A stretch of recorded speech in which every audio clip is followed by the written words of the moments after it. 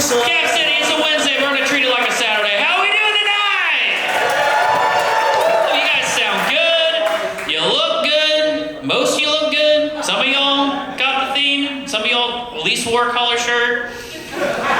This guy, yeah, I've never seen a wife beater with sleeves before. That's crazy, dude. That's not. Oh, you got the checkered Vans, dude? Fuck it, you're in, dude. All right. Hell yeah. Oh, they're stars. I know what Saber insert. Thank you. Thank you. I'm not that fucked up, dude. I'm actually. This is actually like the complete different vibe. I was like last night, like 24 hours ago. I was in a mosh pit at a Slipknot concert, man. Yeah, dude. There's a reason I'm not putting all this weight on my right foot because I got stomped on, which is the gayest mosh pit injury you could have. Like, I would have been so much cooler if I got punched in the face. Like, if I came out with a black eye, you'd be like, whoa, what happened? I was like, Slipknot. You're like, nice. Now my foot hurts. You guys like to look at me like, pussy. Even my roommate was giving me shit. I like went to go get coffee this morning. She was like, Connor, what happened to you? And I was like, someone stepped on my foot in the Slipknot concert last night. She's like, oh, someone stepped on your toes. Are you all right? I was like, fuck you. You still cry from something that happened to you 20 years ago, all right? Dad called you a bitch when you were 10. I don't care. No, sorry. That's why she's in therapy. I do go to a lot of concerts, though. I go to a lot of metal ones, too. Like, a few months ago, I went and saw a band called Lamb of God. Yeah. I got my mom to buy me the tickets because I told her I was singing a Christian band. Yeah. She was a little suspicious at first. Then she was like, Connor, are you sure? Are you sure they're Christian? I was like, yeah, they totally opened up for Creed once, I think. Fuck it, it worked. That's one thing I love about Austin. So much live music here, so much live entertainment. Like the best concert I've seen since I moved to Austin. Last year I saw the band Kiss. Rock and roll all night, party every day, dude.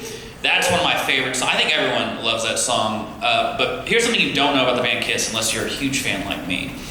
Back in the day, they wrote a song called Christine 16, which, spoiler, alright, this guy knows this joke's going. Spoiler, that song's about wanting to hook up with a 16-year-old girl. Rock and roll, bitches. That's it. Yeah. Now you might be asking, like, Connor, oh my god, were they canceled for that? No, it was the 70s, dude. They sold 4 million copies, dude. Huge hit on the island. That one always takes a second for some reason, you guys. No, it's crazy, dude. Here's the thing. I like to think, like, if that song got released today, like, what would happen? So you imagine that song got released today? It'd be a Drake song. A Drake song produced by P. Diddy, probably. Featuring R. Kelly, dude. I'd listen, dude. Honestly, dude, I'd give it a chance, dude. Drizzy doesn't miss, bro. He's got hits, dude. What's crazy though, Kiss still played that song when I saw them last year. They tried to politically correct the song and it made it worse, dude. Somehow, dude, they went to announce the song and they're like, alright, look, we understand that times have changed, but you loved the song then and we think you're gonna love it now. This song is called Christine 60. Yeah, that awkward silence, that's how 10,000 Kiss fans reacted too, dude. We're like, what? Kiss, I don't want to fuck that either, dude. What's wrong? 16 to 60, you skipped all the good porn categories, though. Even the old guy next to me just heard that and just went, ugh! I was like, fucking my wife, gross, dude. That was my dad. I do go to a lot of shows with my dad. He's the reason I'm a huge music fan. And so I've gotten to like return the favor. I took him to go see his favorite band, the Rolling Stones, a few months ago. And let me tell you, if your parents are like, go take them to see their favorite band. Because in my experience, it was like taking a toddler to go see the Wiggles. My dad was turned to a little girl as soon as Mick Jagger came out, man. He's just jumping up and down like, oh, Connor, check out Mick Jagger, man. Look at him still moving and shaking on stage. And I was like, yeah, Dad, he's 80. They all shake, dude. What? Yeah, Yeah, Mick Jagger shakes so much on stage that Michael J. Fox could play him in a movie. That joke was for that one dude that saw Back to the Future when it came out 30 years ago. If you didn't get it, it's fine. It's a shaky joke. Welcome to the comedy show, ladies and gentlemen. Concerts are fun, dude. You guys smoke weed here? That one was a cocaine woo. I know the difference. That was two and there's that was not a weed woo, dude. That was I mean, yeah, dude. It's fine, dude. I'm not a fan.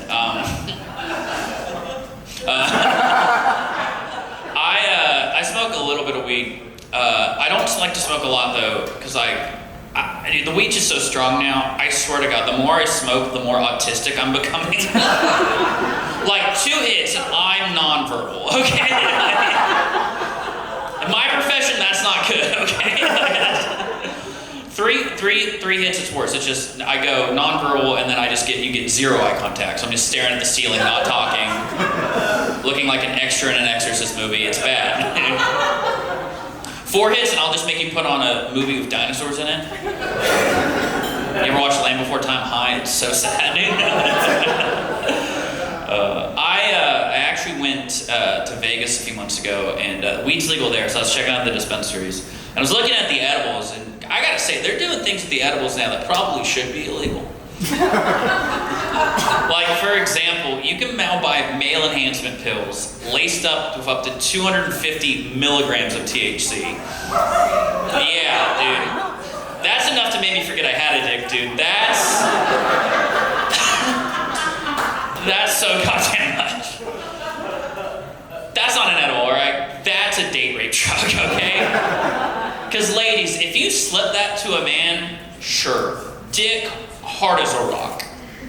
But the rest of his body, dude. So the rest of his body's gonna be functioning like Walt Jr. from Breaking Bad. Just completely useless. That's the joke, alright? What sucked about that experience, though, is the dude that worked there saw me looking at the pills, and he got all excited. He's like, "Oh, hey, man, you want to check out the dip pills, buddy?" And I was like, "No, dude." What do they do? I was curious, dude. And he was like, "Look, man, they do exactly what you think. You get high and you get hard." And I was like, "Okay, cool. What about the side effects?" And he's like, "What do you mean?" I was like, "Well, for example, am I gonna get the munchies but only want to eat ass, dude? Like, or what are we selling, dude?" He got so serious, dude. I was like, he's like, "Look, man, I promise you, this will turn you into an animal in the bedroom." And I looked at him like, "Yeah, dude, no shit. If I take that, I'm gonna anamorph into a sloth, bro. That's it." I can just picture my girl laying on her back, bored, confused, just like, "Connor, why are you fucking me in slow motion right now? What's going on, dude? And why are we listening to Pink Floyd? This is awful. This is not romantic at all." Yeah, I actually, that was the one bad thing about my summer. I did go through a breakup. But it's all right. We're doing well. I'll keep it positive. I know, 5 minutes of the show. Not gonna cry this time. I'm gonna make it through the joke. All right. No, here's the thing. I'm 29 now. I spent most of my mid-20s completely single. So I haven't really gone through a breakup since I was like 22 and 23. And that was just a completely different experience. Because when you're 22 and 23, you just hit up the boys, right? You just call them up. They're like, "She did what? Fuck that bitch, dude. We're going out to 6th Street. We're gonna get you some new pussy tonight, bro." And you're like, "Yeah." It's like, "Fuck it. We're all gonna get pussy tonight." "Yeah, dude." And that's what you do. You go to 6th Street, you go to 9 bars, and collectively, as a group, we would talk to 0 men. That's scary. You ever try that? It's terrifying, dude.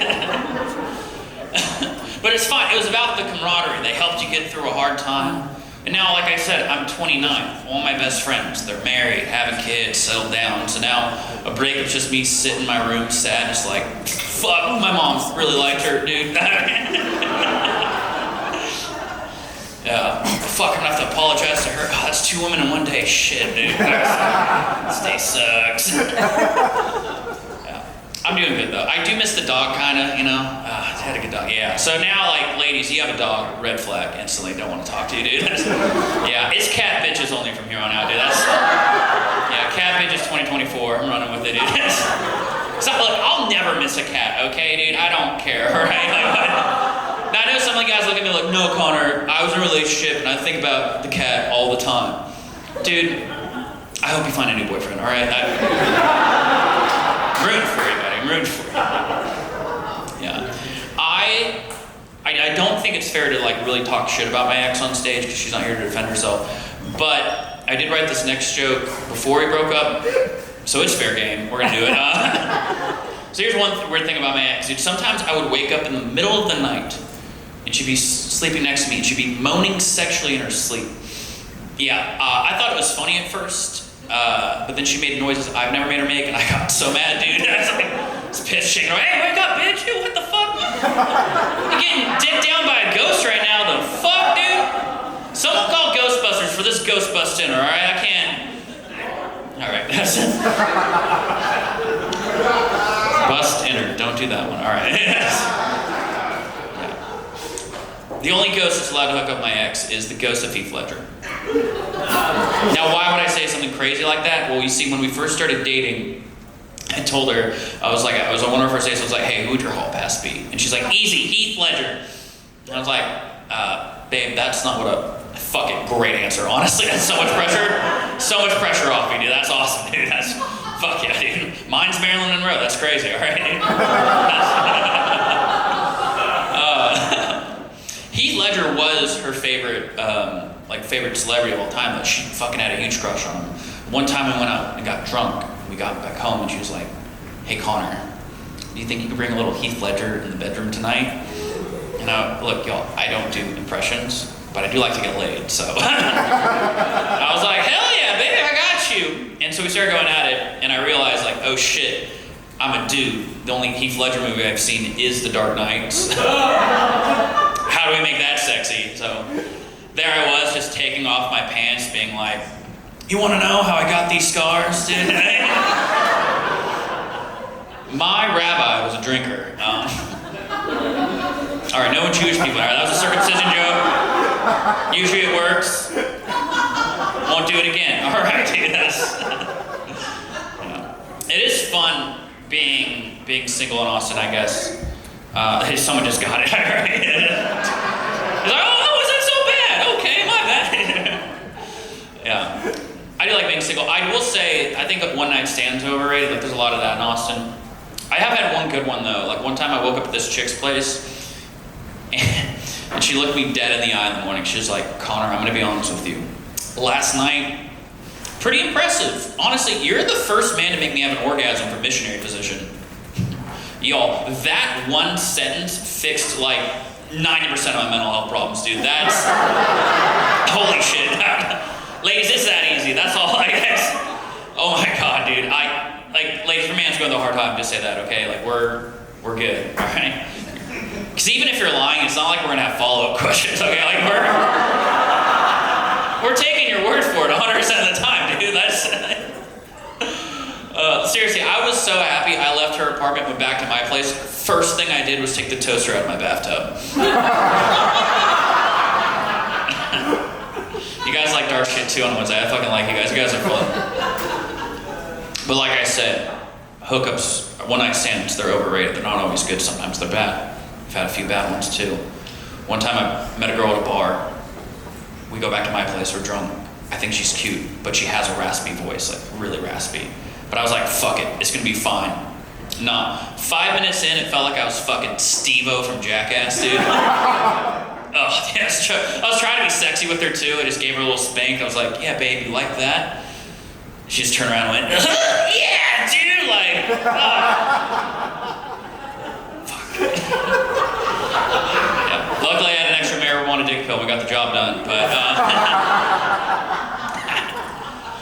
not the worst hookup I had, to be honest, before. The worst hookup I've ever had is hooking up with a girl that makes no noise at all in the bedroom. Yeah, fellas, you ever have one go into airplane mode on you? Like the device is on, but all the best functions just seem to be disabled, dude. Like, for the ladies just glaring at me, this joke's not meant to shame anyone. I'll let you know. I'm just gonna stare at the back of the room for the rest of this joke, actually. No, here's the thing though, ladies, like, without proper feedback, men, we'll shrivel up, literally. And so my advice, ladies, not looking at anyone particular again, back of the room. Ladies, my advice would be to bring some non-verbal communication into the bedroom. Like a little thumbs up every now and then, dude. That's not gonna kill you. If you're feeling trusting, a little more comfortable, just let out a little every now and then. Any sign of life, really, that's the bare minimum, dude. Because look, ladies, you know this, men are dumb as hell. We'll just assume you're dead, and nobody wants that. Seriously, one time I put my hand on a woman's throat, not to be kinky. I was just checking for a pulse at that point, dude. That's... All right, well, that's my time. I'm Connor Nutt, guys. Are you guys ready for a kick-ass show tonight? So, we've been doing this show in Austin for 1.5 years. This is our very first time at Cap City, so you're here on a very special night. So we booked a bunch of the best comedians in Austin. And this next lady, you might have recognized her in Kill Tony. She's a Dressed to Kill favorite here. Audiences love her. Give it up for my very good friend, Miss Carly Anderson, ladies and gentlemen.